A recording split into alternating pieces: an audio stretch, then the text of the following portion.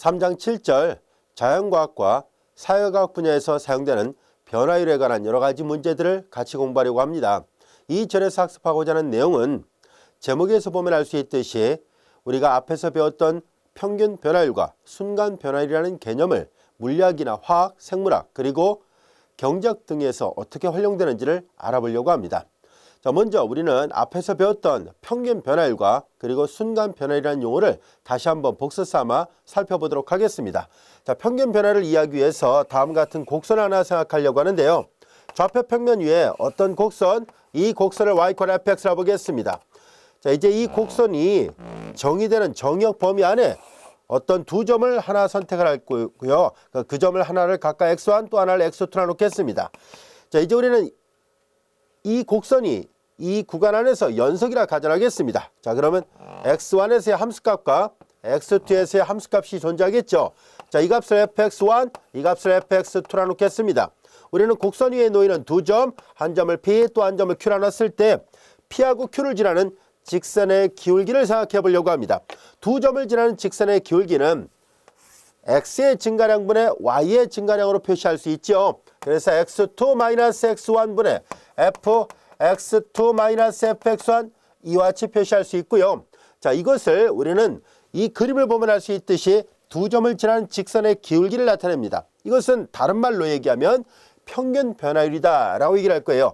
구간 x1, x2 사이에서의 이 구간 안에서의 평균 변화율이다 라고 얘기를 할 것이고요. 자, 여기에서 리미트 x2를 x1에 한없이 가까워지게 할 때 이 변화율의 극한이 만약에 존재한다면 이 극한값을 우리는 x1이라는 한 점 x = x1에서의 또는 곡선 위의 한 점 p에서의 순간 변화율이다 라고 약속을 했었습니다. 이미 우리가 앞에서 평균 변화율과 순간 변화율 용어를 공부를 했었는데 이제 우리는 구체적으로 여러 분야에마다 이 함수 fx의 의미가 어떻게 적용될 수 있는지를 알아보려고 합니다. 자, 먼저 첫 번째 경우는 바로 물리학 분야에서 사용되는 개념인데요. 자, 이제 함수 fx가 만약에 위치 함수였다라고 가정해 보겠습니다. 자, 예를 들어서 우리는 자, 시간 t가 취할 수 있는 매개 변수가 취할 수 있는 값의 범위가 여기서부터 여기까지였다라 보겠습니다. 알파에서부터 베타까지고요. 자, 이제 우리는 직선 운동하는 물체를 하나 생각하려고 합니다. 직선 운동하는 물체에 대해서 t가 알파일 때 어떤 물체 위치가 여기 와 있다라 보고 t가 베타일 때 그 물체 위치가 여기 와 있었다라고 가정해 보겠습니다. 그리고 우리는 시간이 흐름에 따라서 이 물체, 직선 운동하는 물체의 위치 관계를 나타내는 함수를 s = ft라 표시했다라고 가정해 보겠습니다. 그러면 t가 t1일 때 요 정도 t1 있고 요 정도 t2가 있었더라 볼게요. t1일 때 물체 위치는 여기쯤에 있었더라 보겠습니다. ft1이고요. t2일 때에 대한 어떤 물체의 위치를 ft2 이렇게 표시를 해보도록 하겠습니다. 자, 이와 같이 나타낸다고 가정했을 때 우리는 시간의 변화율분의 위치의 변화율을 생각해 보려고 합니다.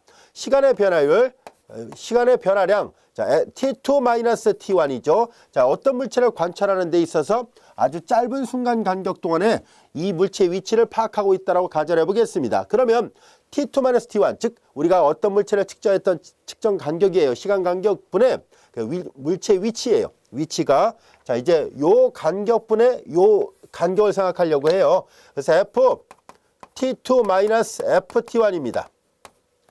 자, 우리는 이제 이렇게 됐을 때 시간 간격을 편의상 델타 t로 표시하기로 한다면은 요 간격은 델타 s라고 표시할 수 있겠죠. 그래서 델타 t분의 델타 s예요. 그래서 일정한 시간 간격분의 이동 간격이에요. 물체의 두 점 사이의 그 간격입니다. 이것을 우리는 뭐라 얘기를 할 것이냐면 평균 속도로 하자라는 것을 이미 앞에서도 공부한 적이 있어요. 자, 이제 평균 속도라 얘기를 썼습니다. 그리고 여기에서 만약에 극한을 취했을 때요. 리미트 델타 t가 0으로 갈 때, 즉 t2가 점차점차 t1에 한없이 가까워지면 물체 위치 ft2도 점차점차 ft1에 가까워지겠죠. 그래서 이 평균 속도의 극한값을 계산해 보려고 합니다. 만약에 평균 속도의 극한값이 존재한다면 즉 t2-t1분의 ft2-ft1이죠. 자, 이것이 존재할 때 우리 이것을 순간 속도라 얘기를 했었습니다. 이것을 순간 속도라 하고 이것을 보통 v, t 이렇게 보통 많이 표시를 해왔었습니다. 자, 그래서 위치함수가 주어졌을 때 위치함수의 시각 t에 대한 도함수가 시각 t에 대한 변화율의 극한값이니까 한 번 더 써볼까요? 그럼 이것은 다음같이 쓸 수 있습니다. 이 기호 표기를 우리는 앞에서도 얘기했던 것처럼 라이프니츠 기호 표기를 써서 표시한다면 dsdt라고 쓸 수 있고요. 이 dsdt를 우리가 vt 앞에서 얘기한 것처럼 속도라고 표현할 수 있었습니다. 순간 속도 또는 줄여서 그냥 간단하게 속도 이렇게 표시를 합니다. 자, 그래서 우리는 직선 운동을 하는 물체에 대한 속도는 위치함수가 주어지면 그 위치함수를 시각 t에 대해서 미분하면 속도를 얻을 수 있다고 할 수 있고요. 마찬가지로 우리는 dv, dt를 계산했을 때 이 계산 결과를 acceleration of t에서 가속도를 한다는 것도 이미 앞에서 배웠었습니다. 결과적으로 가속도는 위치함수를 시간 t에 대해서 2번 미분한 것을 말합니다. 위치함수를 시각 t에 대해서 2번 미분한 것이 곧 가속도였구나 라는 것을 알 수 있는데요. 자, 그러면 구체적으로 예를 들어가면서 하나하나 살펴보도록 하겠습니다. 자, 이제 예제 1번입니다. 입자의 위치를 나타내는 함수가 이와 같이 3차 다항식 형태로 주어져 있을 때 그리고 시간과 그리고 거리의 단위가 각각 주어져 있고요. 시간 t에서의 속도를 구하시라는 얘기예요. 속도는 앞서 얘기한 것처럼 위치 함수를 시각 t에 대해서 미분하면 되죠. 자, 그래서 예제 1번에 대한 풀이를 해보겠습니다. 우리는 이와 같은 위치함수가 주어져 있으니까 이 위치함수를 시각 t에 대해서 미분해 보도록 하겠습니다. 그러면 속도함수 vt는 f't를 나타내거든요. f't가 될 것이고 f't는 t의 3승 미분하니까 3t의 제곱이 될 것이고 마이너스 6t의 제곱이니까 12t 그리고 플러스 9t니까 플러스 9 이와 같이 됐습니다. 여기까지가 됐죠. 그래서 이것이 바로 속도였다라는 것을 알게 됐습니다. 두 번째 문제를 볼까요? 2초 후의 속도와 4초 후의 속도를 각각 구하시라는 얘기는 여기에다가 t 대신에 2를 대입하고 t 대신에 4를 각각 대입해 보세요라는 얘기예요. 2는 4, 3, 12, 마이너스 24, 플러스 9 이와 같이 됐어요. 요거 다 계산하면 19, 21이 되는데 마이너스 3이 됐네요. 그리고 속도의 단위는 미터 퍼 세크에 같이 됩니다. 단위를 생략하겠습니다. 4초 후에 계산하시라 했으니까 4, 4, 16의 3배예요. 48이 됐죠. 마이너스 여기도 48 플러스 9가 돼서 플러스 9 이와 같이 됐습니다. 자, 속도가 마이너스다, 속도가 플러스다는 얘기는 뭐냐면은 이 직선 운동하는 물체가 처음에 어느 쪽 방향으로 갔을 때에 비해서 방향을 바꾸고 있다는 것을 말해주고 있습니다. 방향을 원래 진행했던 방향과는 반대 방향으로 가고 있다는 뜻이에요. 그 다음에 4초 후에는 다시 처음에 진행 방향과 같아집니다는 것을 알 수 있습니다. 자, 이제 우리는 이어서 세 번째 문제를 볼까요? 입자가 멈출 때를 구하시라는 얘기인데요. 입자가 멈출 때는 방향을 지금 이걸 잘 보면 알 수 있듯이 만약에 직선 운동하는 물체가 오른쪽으로 갔다면은 2초 때는 마이너스니까 방향이 바뀌어 있다는 얘기고 또 4초 때는 다시 플러스라는 얘기니까 이런 식으로 간다는 뜻이거든요.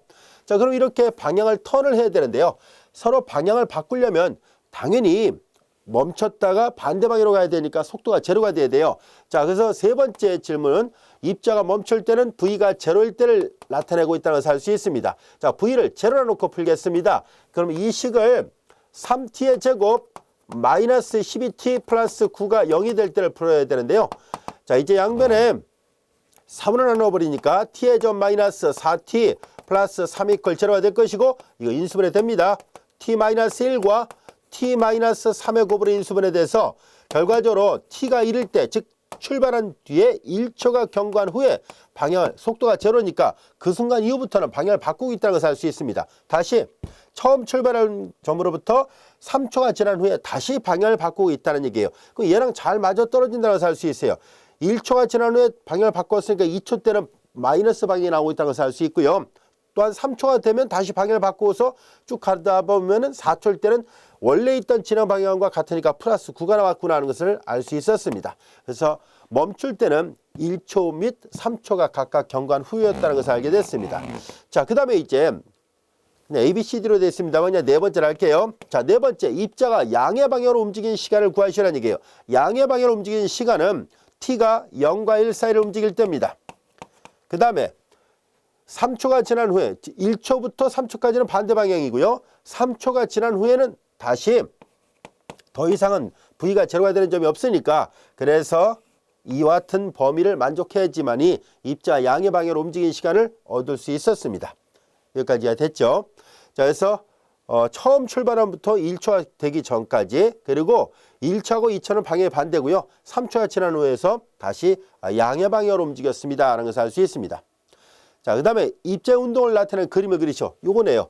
자, 이제 우린 여기에서 여기가 t가 0일 때고요. 그 다음에 t가 1일 때, 다시 왔을 때는 t가 3일 때예요. 요 위치가 t가 3일 때예요.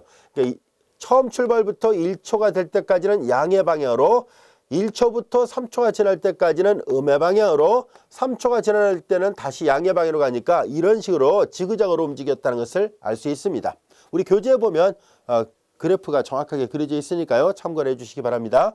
자, 그 다음에 처음 5초 동안 입자가 움직인 전체 거리를 구하시라는 얘기예요. 이동 거리를 구하라는 얘기예요. 자, 그래서 6번째 바로 하겠습니다. 5번째 여기서 말로 설명했습니다. 처음 5초 동안 입자가 움직인 전체 거리를 구하시라는 얘기인데요.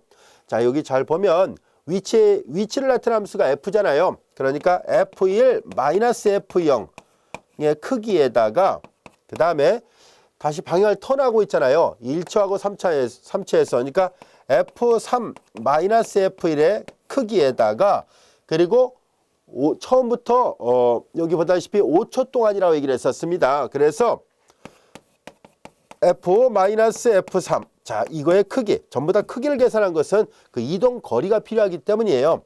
자, 그래서 이제 하나하나 얘네들을 계산해 보도록 하겠습니다. 자, f1은 문제에서 주어졌던 함수가 이거예요. 여기다 1을 다 집어넣으니까 9에서 1을 더하니까 10에서 6 빼니까 4가 됐고요. 0을 대입하면 다 0이 나와요. 그래서 요 앞에 거 처음에 절대값은 4가 나왔고요. 그 다음에 3에서 1을 빼는 거죠. 일단 3을 대입해 보겠습니다. 3, 3, 9, 3, 9, 27, 3, 3은 9, 9, 54. 그 다음에 3, 9, 27 같이 돼서 얘네들 다 계산하니까 54, 0이 나왔습니다.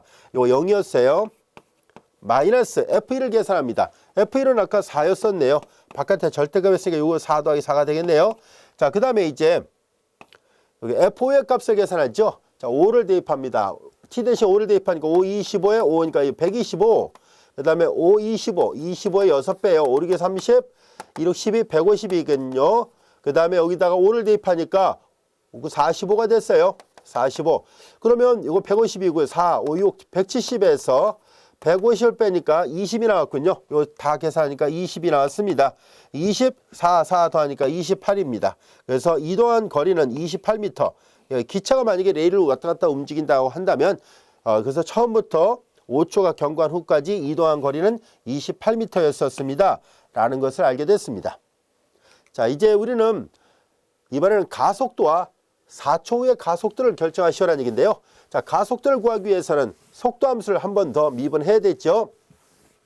자, 보다시피 가속도는 속도 함수를 미분해야 돼요. 자, 우리는 속도를 계산한 것이 이거였었으니까 이거를 한 번 더 미분하면 가속도를 구할 수 있다는 것을 알 수 있습니다. 자, 한번 미분해 볼까요? 3t의 점 미분하니까 6t 마이너스 12 이와 같이 됐습니다. 가속도가 구해졌고요. 4초 후에 가속도를 구하랬었으니까 t 대신에 4를 대입하면 되겠네요. 4, 6, 24에서 12를 빼니까 12, 단위는 미터 퍼 세크의 제곱 이와 같이 됐습니다. 그리고 0부터 5 사이에 있을 때 위치, 속도, 가속도의 그래프를 그리시오라는 얘기인데요.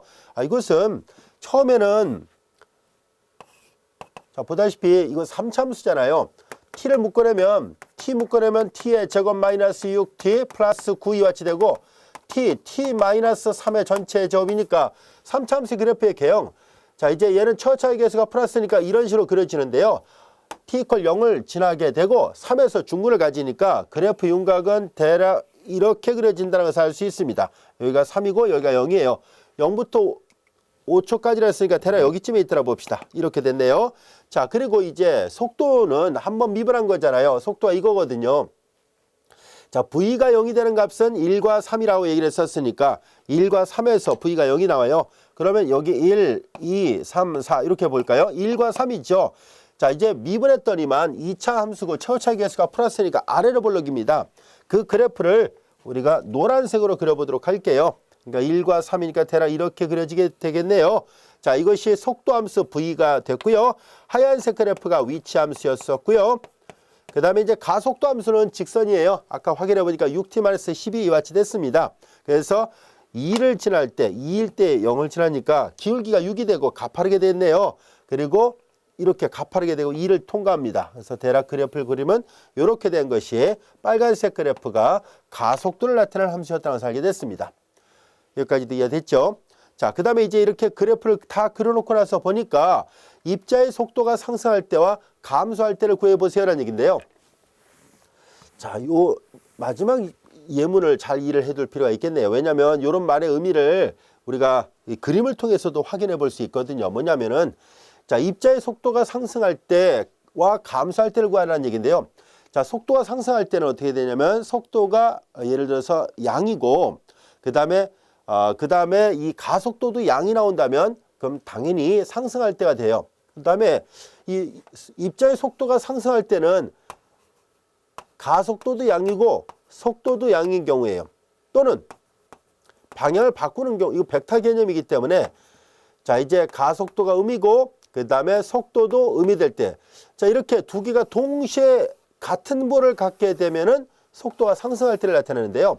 만약에 속도는 양인데 가속도가 음이거나, 그러니까 V는 양이고 A가 가속도가 음이 되거나 V가 음인데 가속도가 양이 되거나 이렇게 될 때는 서로 부가 반대일 때는요.